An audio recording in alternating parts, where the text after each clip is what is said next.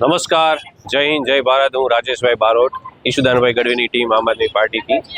ઈશુદાનભાઈ ગઢવી એટલે શોષિતો, ગરીબો, વંચિતોના મસીહા, ખેડૂતોના વસીહા. અને હાલમાં જ હમણાં આપણે જોયું કે ઈશુદાનભાઈ ગઢવીના જે કાર્યાલયનું ઓપનિંગ થયું અને કાર્યાલયનું ઓપનિંગ પછી ઈશુદાનભાઈ ગઢવીએ જ્યારે સલાયા, જે સોનાનું શહેર કહેવાતું, એક સમયમાં સોનાનો સૂર્યોદય થતો હતો શહેરમાં, પણ અત્યારે હાલમાં જોતા ઈશુદાનભાઈ નું હૃદય એકદમ કકડી ઉઠ્યું, કેમ કે આ શહેરમાં જોયા તો ગંદકીઓ ઠેર ઠેર જામેલી છે, ગટરો છલકાય છે અને ગટરોનું સામ્રાજ્ય, ગંદકીનું સામ્રાજ્ય ઠેર ઠેર થઈ ગયું છે.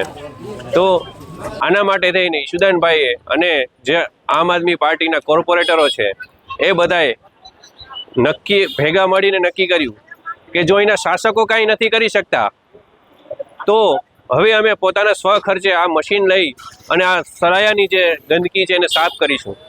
સાવેણો હંમેશા ગંદકી સાફ કરે છે, એટલા માટે હવે જે આપણે મિશન છે સલાયાની સફાઈનું, કે સલાયા એકદમ સ્વચ્છ રહે, સુંદર રહે, એના માટે ઈશુદાનભાઈ ગઢવીએ ઝુંબેશ ઉપાડી છે. અને સાથે સાથે અમારા સલાયાના જે કોર્પોરેટરો છે, કાર્યકર્તાઓ છે, એ પણ પોતાના સ્વખર્ચે સલાયાને સાફ કરવામાં બહુ જ હિંમત અને એમને સાથ સહકાર આપશે.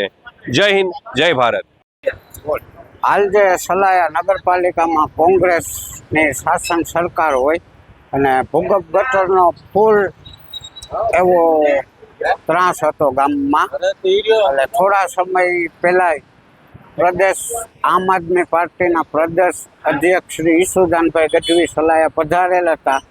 તેમને સલાયાના તમામ ગ્રામજનોએ ખાસ એવી માંગણી કરેલ હતી કે ઈશુદાનભાઈ અમને આ ગટરના એક માંથી છુટકારો મેળવાવો. તો ઈશુદાનભાઈ ગઢવીએ તુરત જ પોતાના પર્સનલ એક મોટો ટાંકો ભૂગર્ભ ગટરનો મોકલી અને સલાયાના હાલ તમામ એરિયામાં કામકાજ એમનું ચાલુ છે અને 4-5 દિવસની અંદર સલાયા ગ્રામજનોને ભૂગર્ભ ગટરના ત્રાસથી છુટકારો મળશે. અને સલાયા ગ્રામજનો પણ થોડો ઘણો સાથ સહકાર આપે અને અમારા સલાયાના જે ભાજપ આમ આદમી પાર્ટીના કાર્યકરો સાથે છે, સાલુભાઈ છે, તથા અમારે અલગ અલગ વોર્ડના કોર્પોરેટર છે, તથા સાલુભાઈના સુપુત્ર અસલમભાઈ બગાડ પણ સાથે છે.